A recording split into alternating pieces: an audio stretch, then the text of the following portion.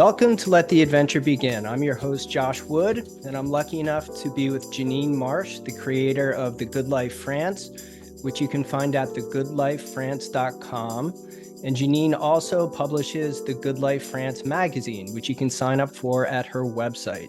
So without further ado, welcome to Let the Adventure Begin, Janine. Hi, Josh. Thanks for having me on the show today. It's really lovely to meet you.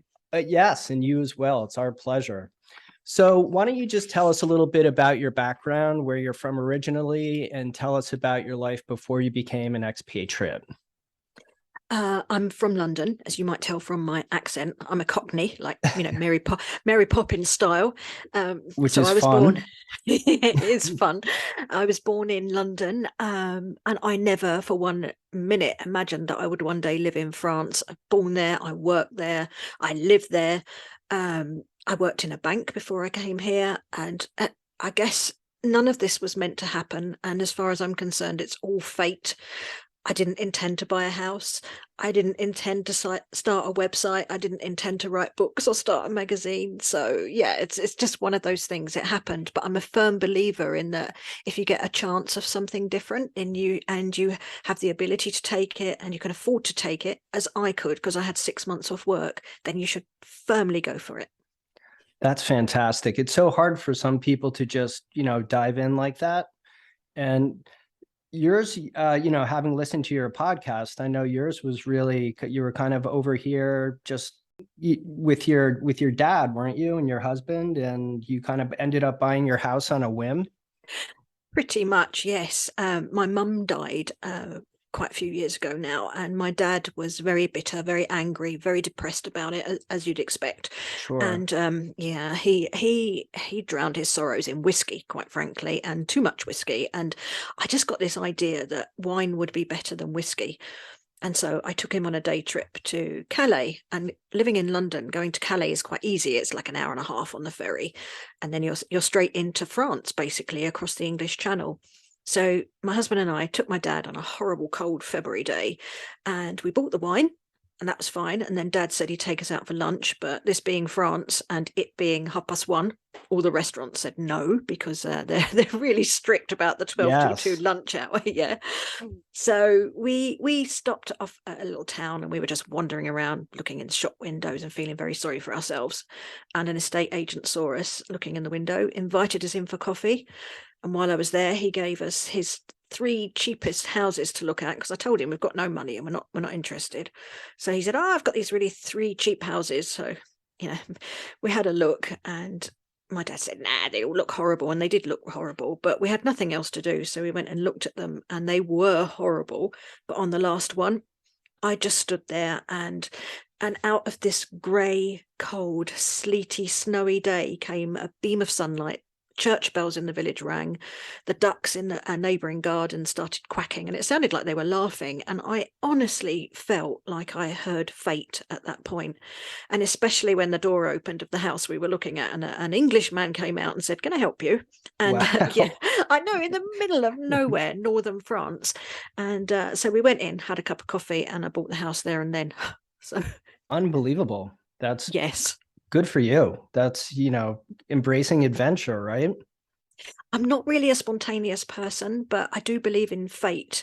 And just that moment with all that happening, and also the fact that it costs less than a Jane Birkin handbag, and it was 21 rooms and an acre of land, that also helped to sway my mind. So, yeah, I That's was fantastic. spontaneous at that point. Yes. What did your dad think when you just did that?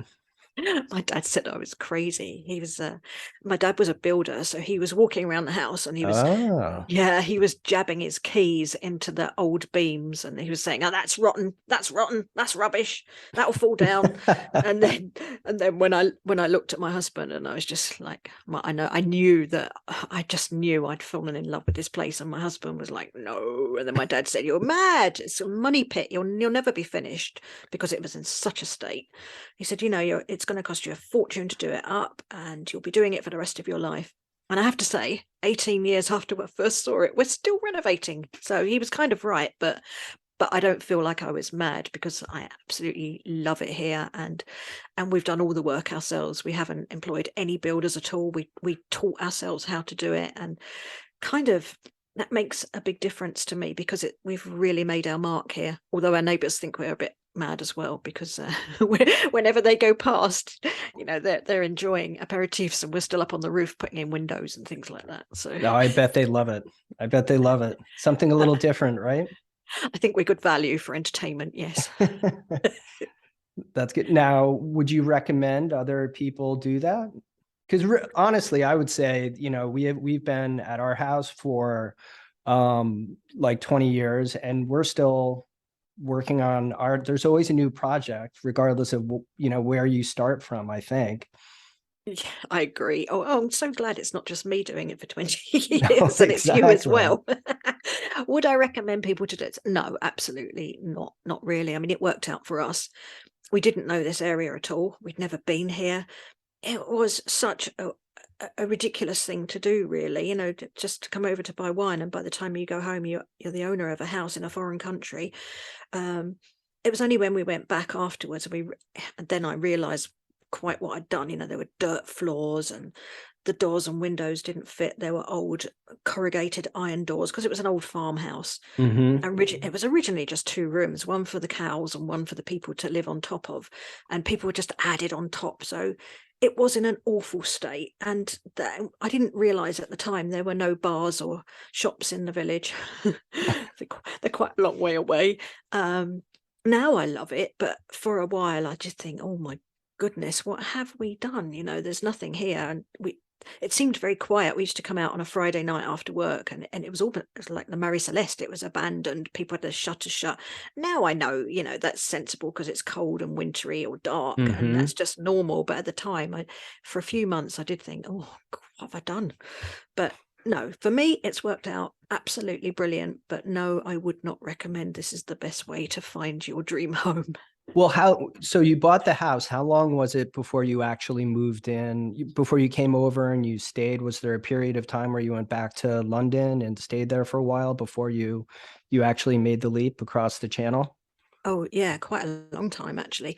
We never, even when we bought it, we never intended to live here full time. So we were coming out using it almost as a camp, really. It was just in such a state.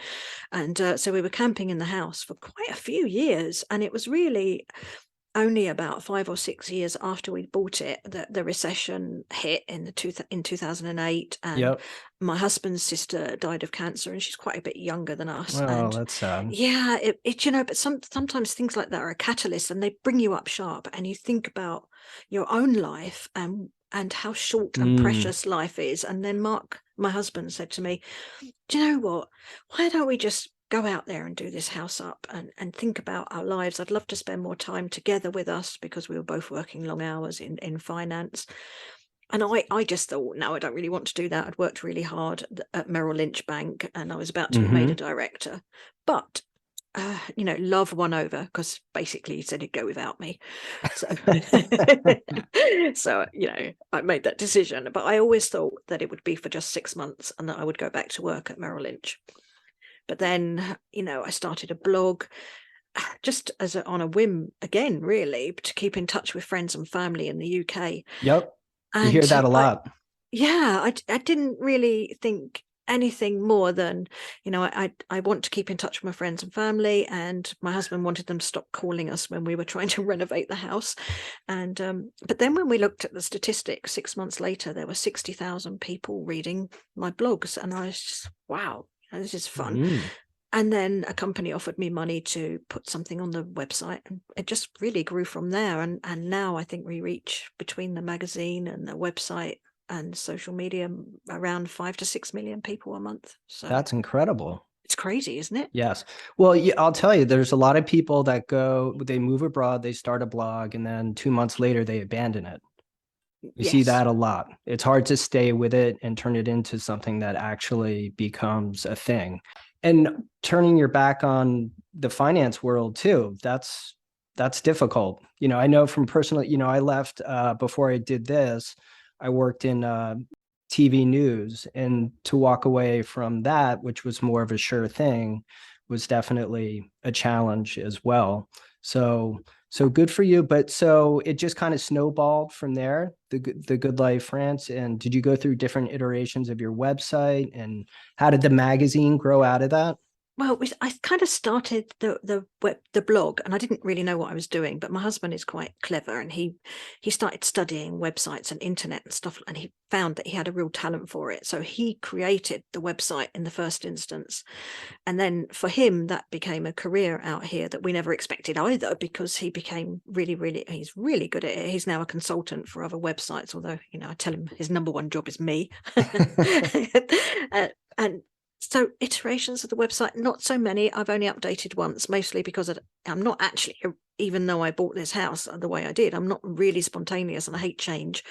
I always get scared of technology changing. So it has changed once, and now it's last year, and now it's really fresh and good looking.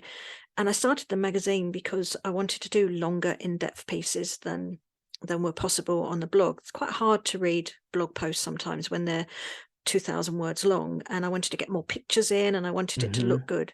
So I just started the magazine as a hobby. And then when we had the COVID years, I basically didn't do it because I felt it was really unfair to say to people, come to France, it's lovely here, and they couldn't travel. They couldn't Right. travel, they couldn't come Yes. here.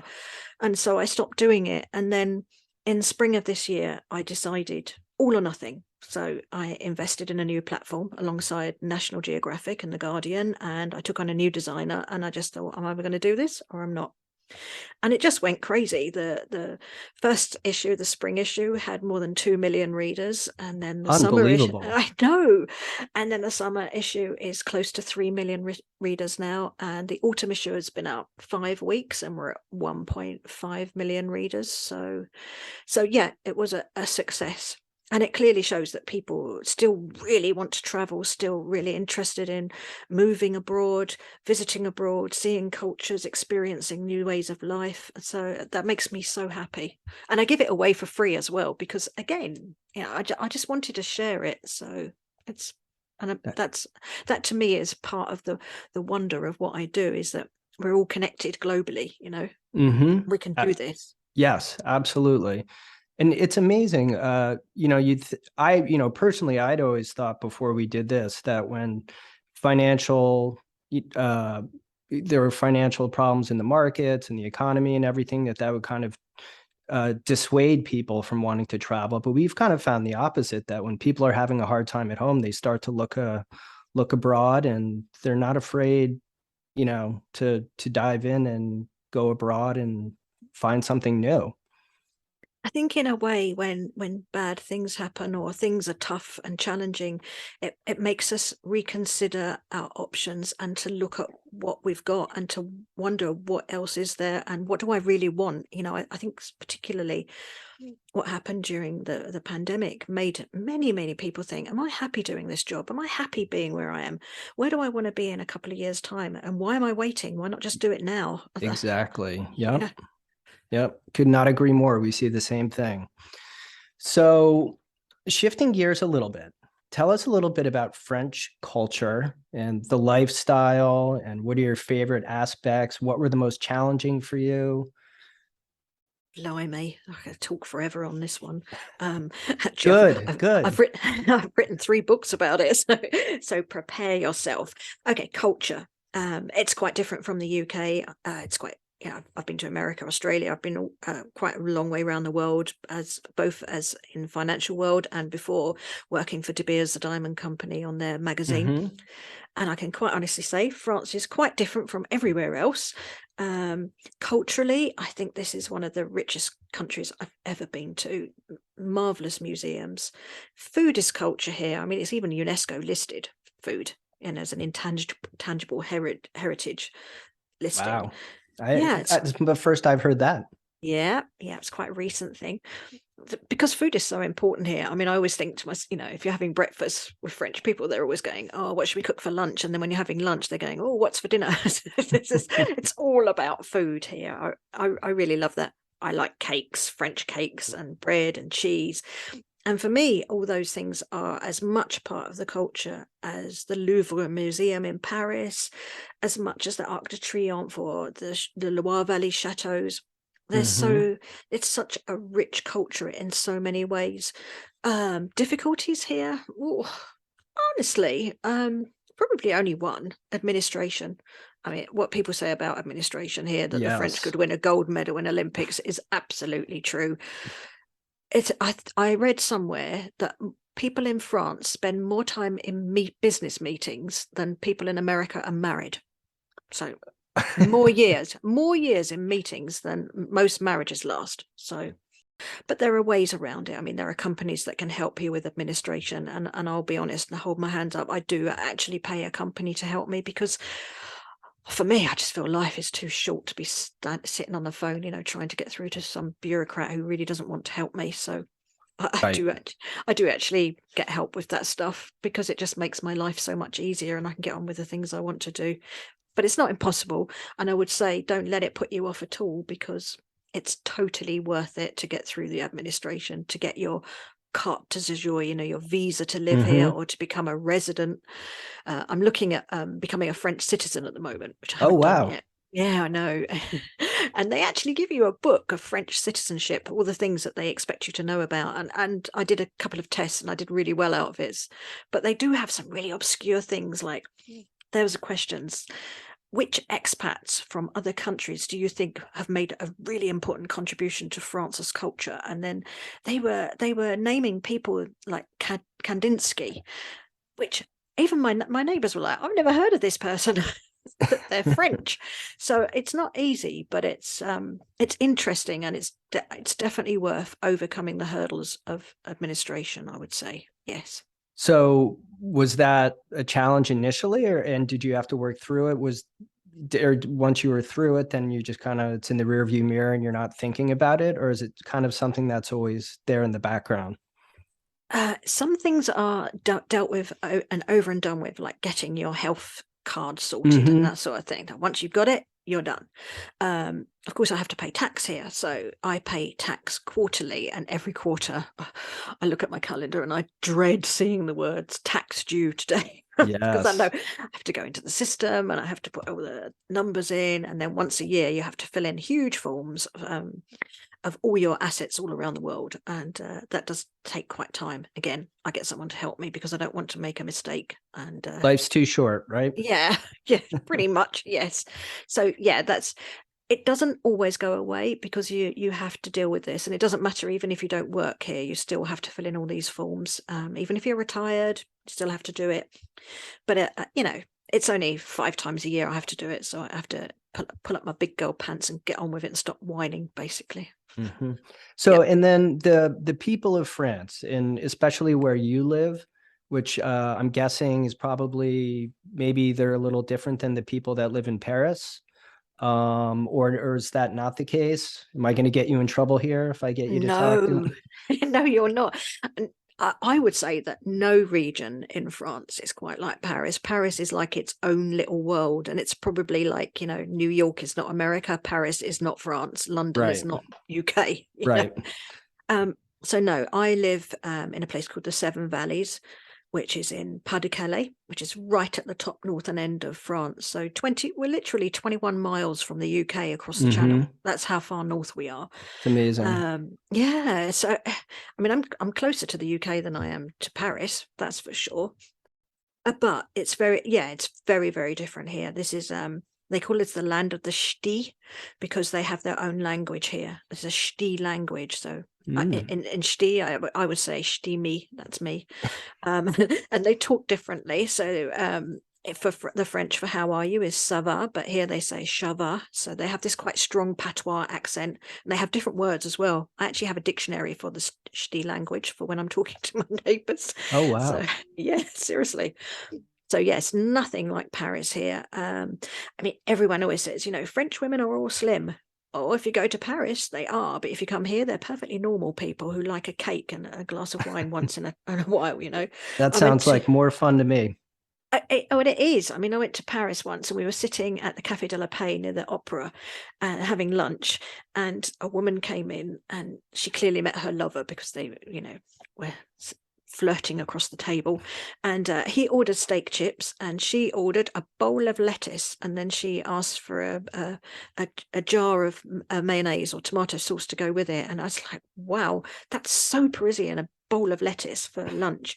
So no, they're not like that where I live. The favorite meal here is carbonade, which is a beef stew cooked in sugar and beer and with gingerbread on top.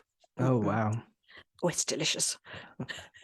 You're making me hungry already. I knew that was going to happen in this episode too. I was going to get you to talk about food, and I was going to end up extremely hungry. So sorry. No, that's good, right? Yeah. So, but the people there are friendly, and did they embrace you initially, or did they kind of have to warm up to you a little bit? And what was that experience like when you guys first came across and you were settling in?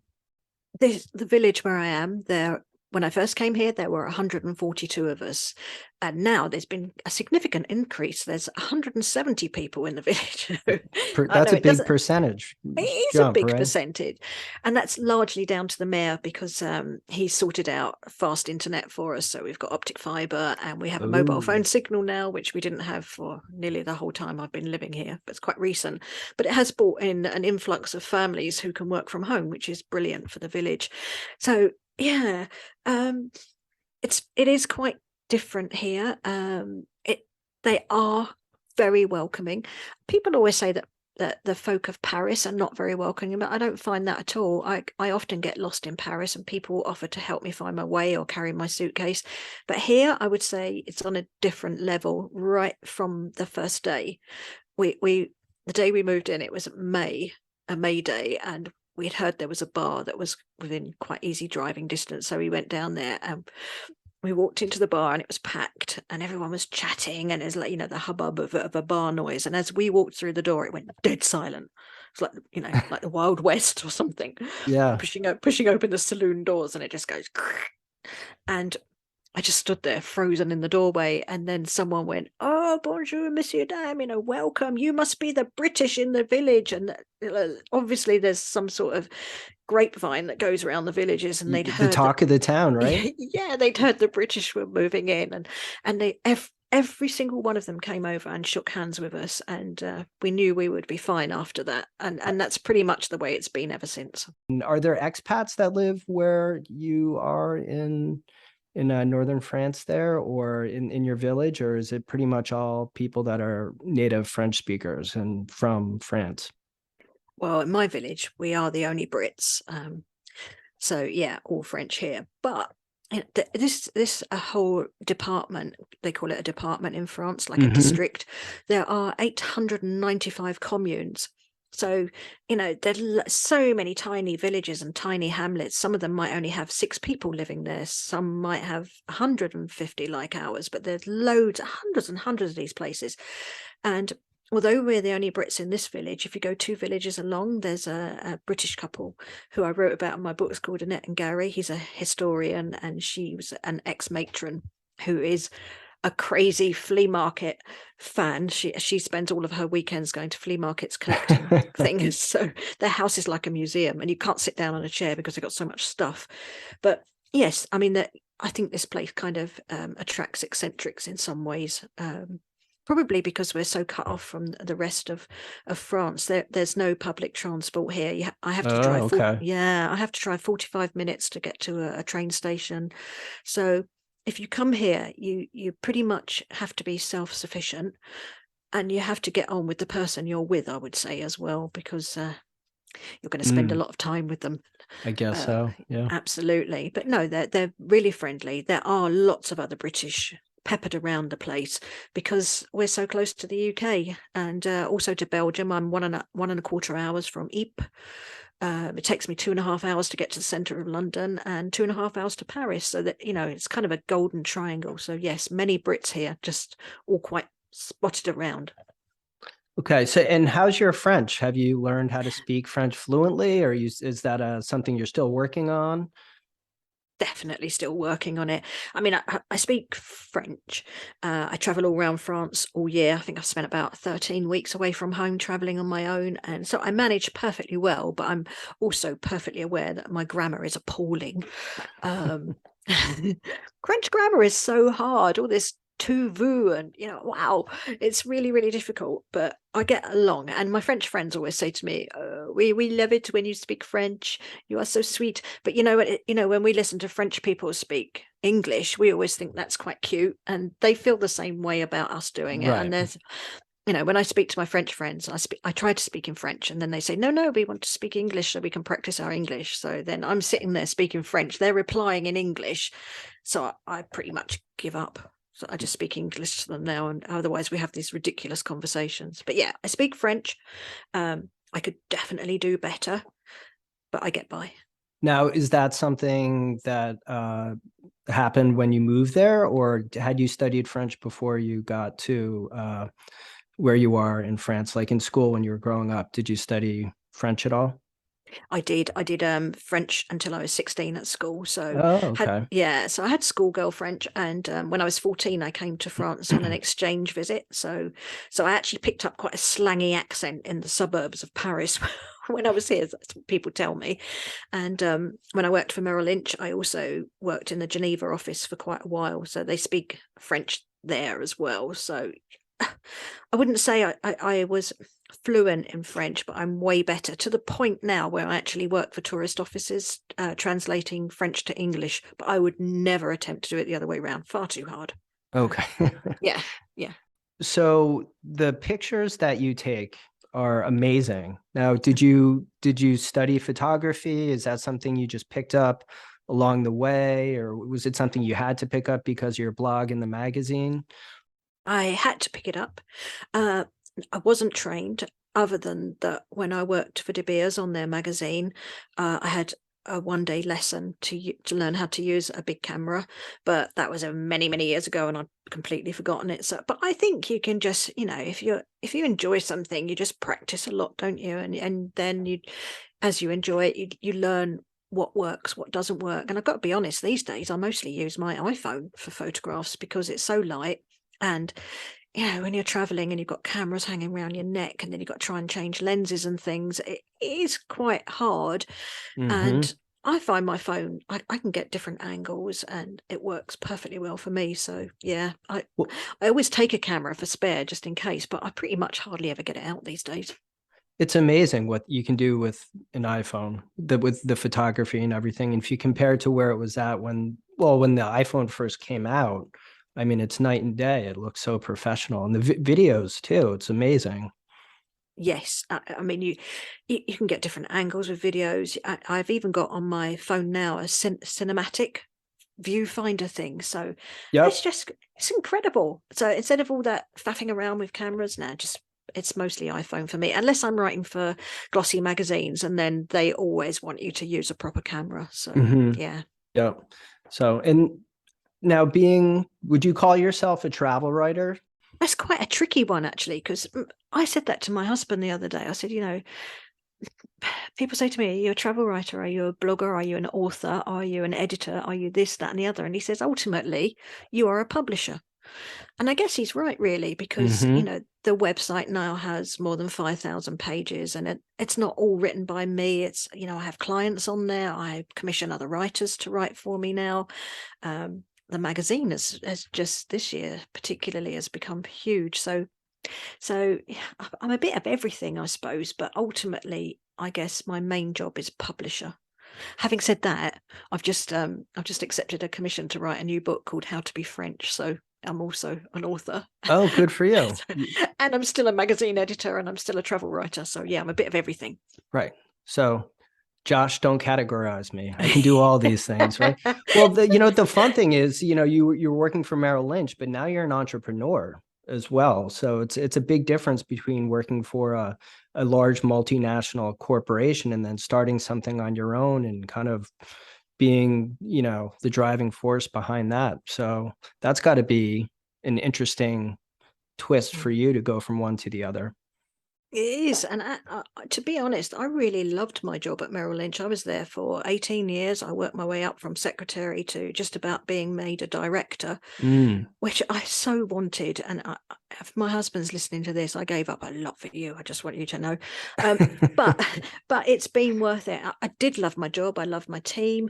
Didn't have a problem with that at all. But then to have a chance of a second career that's completely different and to love this as well, I do realize just how lucky I am to have these opportunities. I really do. So, yes. Yep, it's amazing. And traveling around France to cover different parts of the country and everything, that's got to be, do you just pinch yourself sometimes and say, how did I stumble into this? And it's just got to be amazing, right? Oh, I tell you, I pinch myself every morning. Honestly, when I get up in the morning, and living at home is not like when I travel around France. When I travel around France, quite a lot of the time I'm staying in really nice hotels, or this year I did a cruise to Corsica, and I did a luxury barge tour to Arles, and from Sète, so all along the Rhone River. It was absolutely gorgeous, and I've done a Bordeaux wine tour, and I've just been everywhere this year because I've been cooped up for 2 years and I couldn't wait to get out. But living at home is and I pinch myself at the chances I get. But living at home, I also pinch myself because I get up and I look out my garden, and it doesn't look like it used to, real mess, like 2 fields put together. Now it's quite pretty. And, I've got chickens out there and ducks, and I've got 8 cats, and I've got my lovely dogs, two lovely puppy Labradors at the moment. And I also have a house guest, Charlie the hedgehog, who didn't hibernate. He's a little prickly hedgehog, and he didn't hibernate in time. So now he's living in our house. But I just think, coming from London and living in the suburbs in a terraced house with a garden the size of a postage stamp, that to have this, to be surrounded by this glorious countryside and to know animals, which I'd never had an animal before.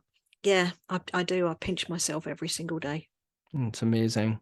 So, the restaurants are right now, you said there's not a lot right in the village where you live. Yeah. But obviously, I'm guessing you guys get out and go to restaurants in the nearby villages or whatever. What's that experience like compared to, say, I mean, I know it's going to be different than London, but culturally, what would you say the differences are between popping into a restaurant in London and going to one of the restaurants near where you live? There's a big difference. I mean, the first thing that you really notice here is that when you walk into a restaurant, or in fact anywhere, but in a restaurant, bonjour. You have to say bonjour, and then but they're so different in that respect. And supermarkets, you have to do it in supermarkets and shops. When I go back to London now, I do walk in and I say, hello, how are you? And sometimes people look at me as if to say, do I know this woman? Why is she speaking to me? But I've just become so acclimatized to what they call the politesse here, like the etiquette of saying bonjour and au revoir and bonsoir and merci, that I probably am a little bit French in that way now. So that's the massive big difference. And also the fact that even in a restaurant here, quite often people will shake hands with you, or if they know you in any way, they'll come over and give you a kiss on the cheek. And so I feel like here, especially locally, maybe not so much in Paris or the cities, but locally, if you go to a restaurant, they tend to know you. And also, certainly where we are, there are not hundreds and hundreds of restaurants, although we're only half an hour from the Opal Coast, which is quite touristy, certainly for the French. It's a beautiful coastline.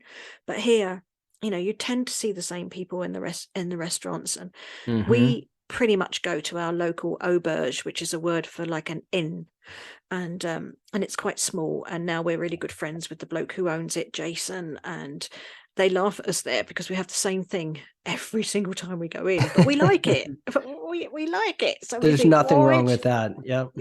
So they bring us the menu, but they're sniggering, and then we go, we have the turkey escalope with the cream sauce, and and they're having the same thing again, but it becomes, I think it makes it a warmer experience when they know who you are, and they like you and you like them, and it's just a different experience.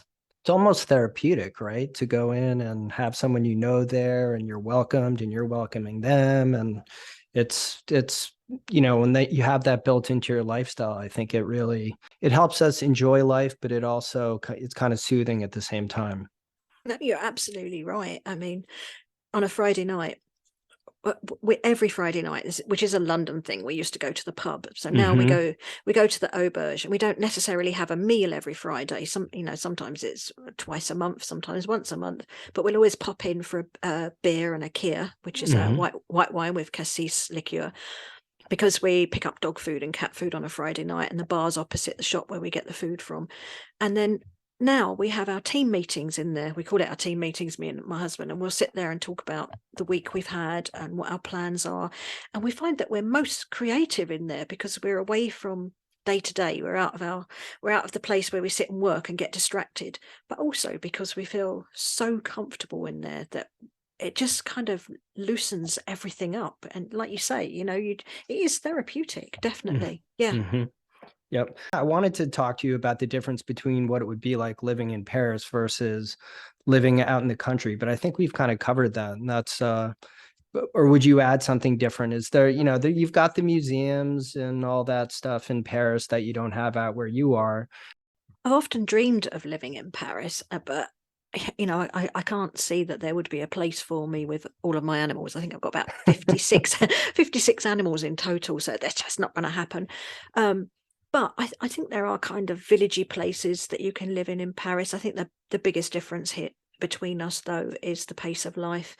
Like you said earlier, people in Paris are always rushing around because they've got somewhere to be. They've got to jump on the metro. They've got to get to work or a meeting or to meet someone. Whereas here where I live, it's very laissez-faire. Everyone takes their time. If I invite my neighbours for aperitifs at 6 o'clock, they're not going to turn up till 7. I know that now. And I'm used to it. So, I just add an hour on to whatever I want to do. But yeah, I think the biggest difference is the pace of life. And it doesn't matter where you live in Paris, even the villagey bits, you're still going to be at a relatively fast pace, and that's just the vibe of the city, and that's part of its charm as well. So I wouldn't want to change that. I'm not saying that's a bad thing, but it's a big difference. Right. And where you live now, it's very rich in history. Yes. Yeah. I mean, this is in the north of France, we're indelibly marked by 2 world wars, and there's no getting away from that. Memorial tourism is a big thing here, but I think again that's changed the character of the people in that they really respect the other nations' contribution to their freedom, and that's really evident everywhere you go. They welcome visitors. They love people from America. They love people from Australia and the UK, and love to tell stories and to share their history and heritage. And yeah, I really love that about this place, their love of heritage and patrimony, but also the huge respect they've got for the past. It's a big thing. Yeah.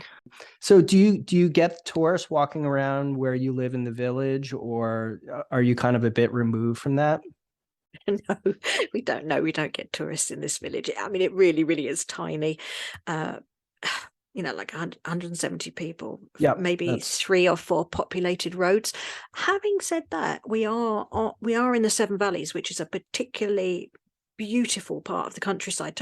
So people do tour this area for sure, but not maybe this village. No, but there's a goat farm down the road that's quite famous, run by a woman called Valerie, who everyone calls the goat lady. She makes the most amazing goat's cheese, and they make cider here. And so there are heirloom vegetables are big here, and there are many monuments and small chateaus and little museums. It's quite a quirky place, but it's very, very authentic here. It's quintessential France, as it used to be. My dad used to say, coming here is like going back 50 years in time. And he's absolutely right. When you come here, you see a France that was there 50 years ago, and nothing has ever changed. And they love it that way, and they deliberately keep it that way. And I really love it too. Yeah, I love that. That's great. Yeah. Okay, so I'm trying to ask the same 3 questions of people that I'm interviewing for this series. So the first one is, if you had to suggest one place to visit in France that a tourist or even maybe the average expat would probably never find, where would that be? I think there's so many, but I think I would say the Palais, simply because I went there myself a little while ago and it had been a dream for me to go there. It's one of those places that is off the beaten track, but I'd seen it in a French magazine and I thought one day I really want to see that. And it was basically a palace built from pebbles by a postman. And seriously, it took him 33 years to build this place. Oh my gosh. Yeah, he collected pebbles on his post round every day. It got so bad that he actually took a wheelbarrow with him in the end because he couldn't fill his pockets up enough. And then when he got home, and this was in the late 1800s, he started. So they didn't have electricity. So he would build at night when he finished his round. And he walked 20 miles a day on his round as well. Come home, light a candle, and start building a palace. And he did it. I mean, I just absolutely love the fact that this man was so determined to follow his dream. And it was all inspired because he used to see postcards that he delivered on his rounds. So he'd see these postcards and people were traveling to Peru and Mexico and Egypt. And he was inspired by all these gorgeous buildings. So basically, when you see his palace, it's not like Chambord in the Loire Valley or Chenonceau. It's kind of a mishmash of Southern American and Egyptian styles, but it's absolutely incredible. It's in a place called Haute-Rive in the Drôme department, which is in the south of France, not the Provence bit, but to the left of it, if you look at the map. So it is a bit off the beaten track, but wow, what a place. And I have to say, having dreamed of seeing it for myself, when I did see it, it was even better than any of the photos I'd ever seen. It was incredible, extraordinary. That's amazing. Yeah. That's a perfect answer. Thank you. And then if you could change one thing that you did or did not do as part of your move to France and settling in, what would it be? What would have made life easier and would be a good piece of advice for someone who wanted to follow in your footsteps? Oh, Lord, that's a really, really hard one. I mean, it's hard to go back and say, I wish I had done this and that, because I've been here for 10 years now, and frankly things have changed. I think for people coming here now, I would say it seems expensive to get help with the paperwork, but in the long run it's not. So getting your carte de séjour and your health card, your carte vitale, which enables you to access state healthcare, is a really important thing. And I've known some of my friends, go it alone and take a year to get the health card. All the time you're doing this, you have to pay for private healthcare, which is very, very expensive.